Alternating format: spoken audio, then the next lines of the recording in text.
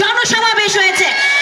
এই সকল আন্দোলনের ফসল হচ্ছে যে আজকে আমরা একটি স্বাধীন বাংলাদেশে, স্বৈরাচার মুক্ত বাংলাদেশে, গণতন্ত্র প্রতিষ্ঠিত হয়েছে এমন বাংলাদেশে আমরা দল মত ধর্ম বর্ণ নির্বিশেষে সকলে এক মঞ্চে বসে বক্তৃতা দিতে পাচ্ছি।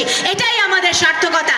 এই 17 বছরে যারা জান দিয়েছে, প্রাণ দিয়েছে, জুলাই যোদ্ধাদেরকে আমি আজকে এই পোডিয়াম থেকে, এই প্ল্যাটফর্ম থেকে সকলকে সালাম জানাচ্ছি। কারণ ওনারা যুদ্ধ না করলে 17 বছরে যে আমাদের নেতা কর্মীরা যদি জেল না খাটতো, মিথ্যা মামলা না খেত, প্রাণ না দিত, নিজের পরিবারকে ছেড়ে জঙ্গলে না থাকতো, মাঠে ময়দানে না থাকতো, তাহলে আমরা এখানে আজকে বসে থাকতে পারতাম না।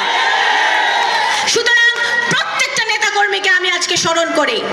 আমি সংসদেও বলেছি জুলাই যোদ্ধাদের জন্য আমাদের যে বাজেট পাস হয়েছে সেই বাজেটে জুলাই যোদ্ধাদের জন্য অনুদান রাখা হয়েছে, আরো বেশি করে অনুদান রাখা উচিত, তাদের পরিবারদের জন্য রাখা উচিত। এবং সেই সাথে 17 বছর ধরে আমাদের যে নেতা কর্মী গুম হয়েছে, খুন হয়েছে, যারা তৃণমূলে যারা না খেয়ে না দিয়ে সংগ্রাম করেছে, যারা কোর্টের বারান্দায় দিনের পর দিন বছরের পর বছর হেঁটেছে, যারা জেল হাজত খেটেছে, তাদের জন্য বাজেটে বরাদ্দ রাখতে হবে। আমি এই কথা দাবি করেছি পার্লামেন্টে। পাশ হয়েছে, মাননীয় প্রধানমন্ত্রী সেটা অনুমতি দিয়েছে, পদ্মা ব্যারেজ হবে। আমাদের বাংলাদেশের যে পানির সমস্যা, সেই পানির সমস্যা সমাধান করতে হলে আপনারা ইতিমধ্যে ওনার পিতার মতো শহীদ রাষ্ট্রপতি জিয়াউর রহমানের মতো জনাব তারেক রহমান খাল খনন কর্মসূচি সারা বাংলাদেশে শুরু করেছে। সেই জন্যে আমাদের পানির সমস্যা সমাধানের জন্য পদ্মা ব্যারেজ হবে। আমাদের পানির সমস্যা সমাধানের জন্য যে কোনো মূল্যে তিস্তা এবং ফরিদপুর পৌরসভাকে সিটি কর্পোরেশনে পরিণত করা। বর্তমানে মাননীয় প্রধানমন্ত্রী নির্বাচনের আগে যখন বিশাল জনসভা এসেছিলেন রাজেন্দ্র কলেজের মাঠে, উনি নিজেও সেটা বলে গেছেন। ইনশাল্লাহ আমাদের ফরিদপুরবাসীর নেতৃত্বে, আপনাদের সকলের সহযোগিতায় ফরিদপুরকে বিভাগ ঘোষণা করা হবে এবং সিটি কর্পোরেশনও হবে ইনশাল্লাহ। সাথে মানুষকে অ্যারেস্ট করা হয়েছে, এগুলো তো আমরা দেখেছি।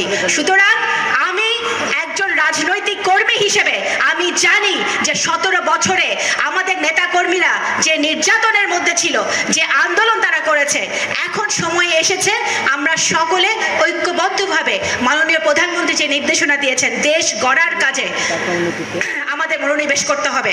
আমাদের একটা ভুলের কারণে আমাদের 17 বছরের আন্দোলন, আমাদের 17 বছরের আন্দোলনকে, সেই ফসলকে আমাদের বৃথা দিয়ে যেতে দেওয়া যাবে না।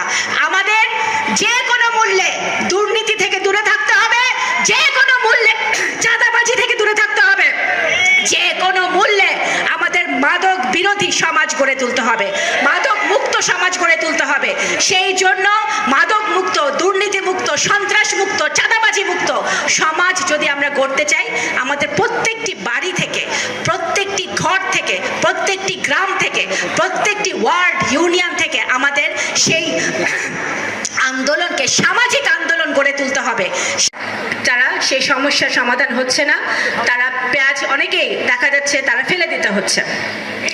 এই পেঁয়াজ চাষিদের জন্য বর্তমানে কৃষি মন্ত্রণালয় এবং বর্তমান সরকার মাননীয় প্রধানমন্ত্রীর নেতৃত্বে পেঁয়াজকে কিভাবে সংরক্ষণ করা যায় সেটার একটা প্ল্যান আমরা তৈরি করা হয়েছে। খুবই শীঘ্রই আমরা উপজেলা পর্যায়ে, বিভিন্ন উপজেলা পর্যায়ে আমরা পেঁয়াজের জন্য একটা আপনার পেঁয়াজ স্টোরেজের জন্য একটা স্টোরেজের ব্যবস্থা এই সরকার করছে। গেটওয়ে আপনারা বলেছেন, এই ফরিদপুরে একটা বিশ্ববিদ্যালয় খুবই প্রয়োজন। অবশ্যই এই বিশ্ববিদ্যালয়ের দাবি আমরা সকলে, আমাদের যে 4 জন সংসদ সদস্য আছে সকলে এই বিশ্ববিদ্যালয়ের দাবি তুলেছেন। ইনশাল্লাহ বিশ্ববিদ্যালয় আমাদের শিক্ষা মন্ত্রণালয় থেকে এবং মাননীয় প্রধানমন্ত্রী সেটা রাজি হয়েছেন। ইনশাল্লাহ বিশ্ববিদ্যালয় এখানে হবে।